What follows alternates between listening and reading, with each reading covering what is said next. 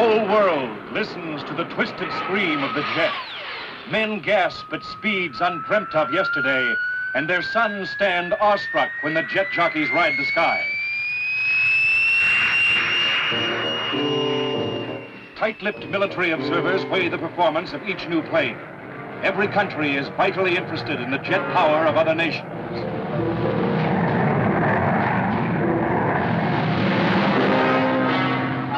Britain, birthplace of jet propulsion, won the race to build the first jet-powered passenger liner. The Comet is designed for long-range flights across the world.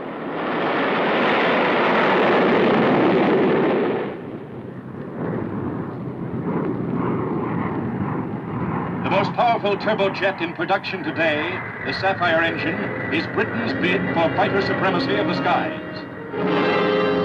America is building a mighty jet armada. The Stratojet, the 600-mile-an-hour bomber, which U.S. airmen say takes off like a homesick angel. The full strength of the Soviet Air Force is a closely guarded secret, but the MiG-15, shown here for the first time, is known to be a fast-climbing fighter, specially equipped for high-altitude bomber interception. Intelligence reports reveal Russia still has 2 ace fighters up its sleeve.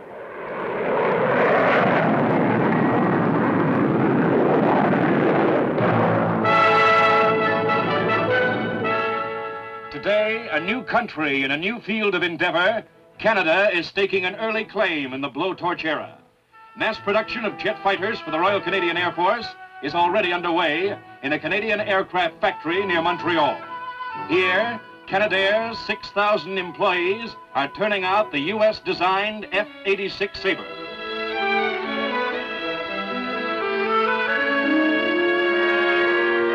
Chosen as the RCAF's new short-range interceptor day fighter, the single-seater F-86 has won battle honors in Korea as a highly maneuverable, top-speed combat plane.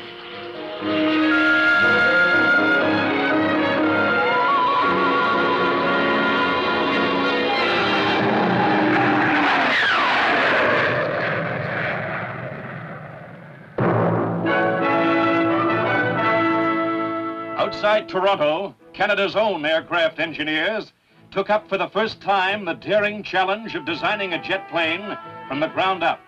Men like Chief Designer E.H. Atkins and Transport Engineer J.C. Floyd. They were playing for big stakes, nothing less than supremacy of the commercial skyways. Their answer was the jetliner, the second jet transport in the world.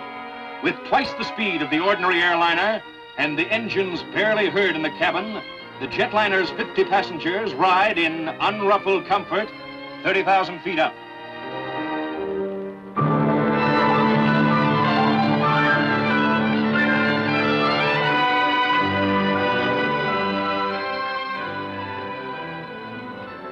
While the jetliner made the headlines, behind locked doors, Avro-Canada worked to fill a top priority order from the Air Force.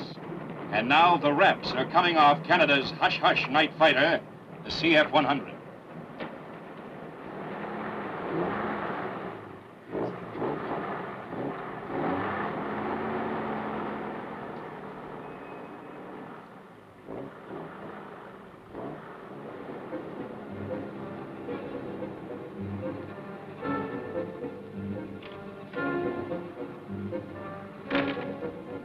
In the expectant stillness of the hangar, the men who built the plane are tense with excitement. Each man wonders, had they miscalculated somewhere, or will it scorch off beautifully into the sky?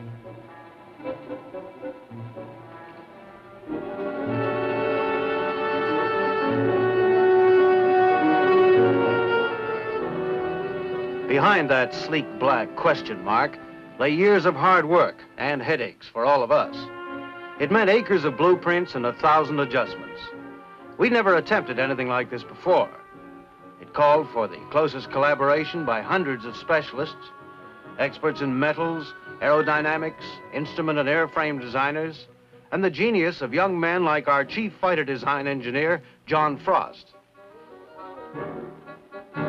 One of our biggest headaches was the engine, because we decided to design our own, the Orenda. Beneath its simple exterior, the turbojet presents a complex problem. It must withstand terrific heat and still maintain precision accuracy.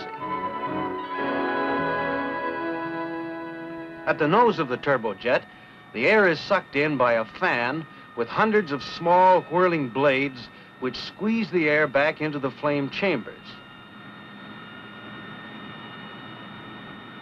Squirts of flaming fuel turn the air into hot gases, creating tremendous thrust. Part of this power is turned back to keep the engine rolling.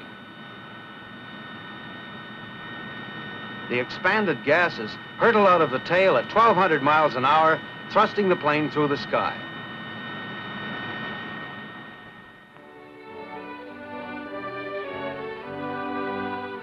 The nerve center of the jet fighter is the cramped cockpit where the pilot sits on his safety ejector seat.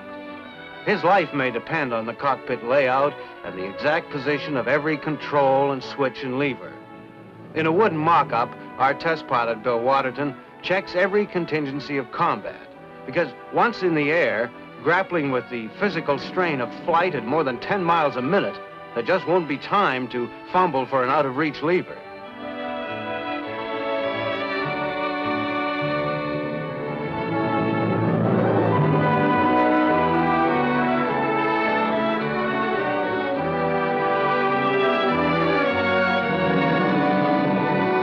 Still shrouded in secrecy, the new fighter is taking on definite shape. Engines swing into position.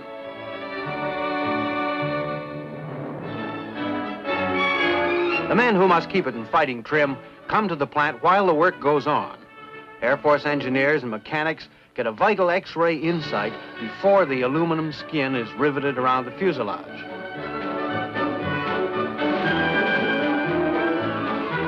Well, she's almost finished now. We've put everything we know into it. A long time we've sweated on it, millions of dollars have been spent on it, and it's up to Waterton now. The CF-100 is ready for her first takeoff.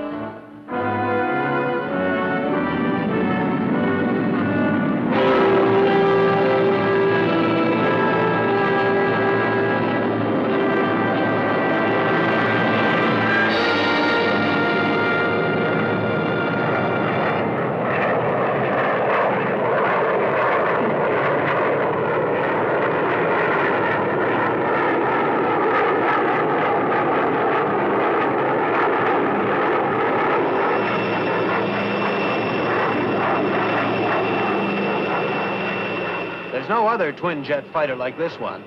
It can fly the Atlantic non-stop. It takes less than 1 hour from Montreal to Toronto. With radar, she can see in the dark. She's built to withstand the toughest weather and can range far from home base to intercept an enemy. It's the first all-Canadian fighter. And with the Orenda engine we built to power it, well, believe me, it's quite a plane.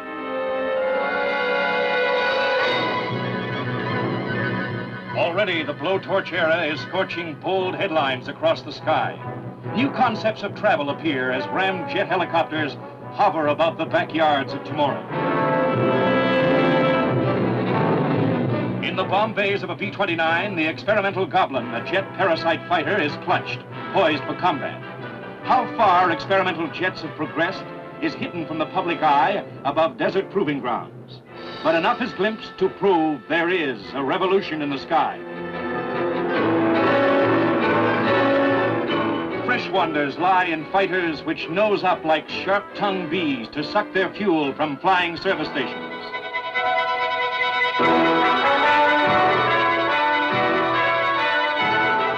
Fantastic shapes of planes appear. Some soar like the giant albatross, faster and faster, toward the stormy barriers of sound and onward to calm supersonic seas.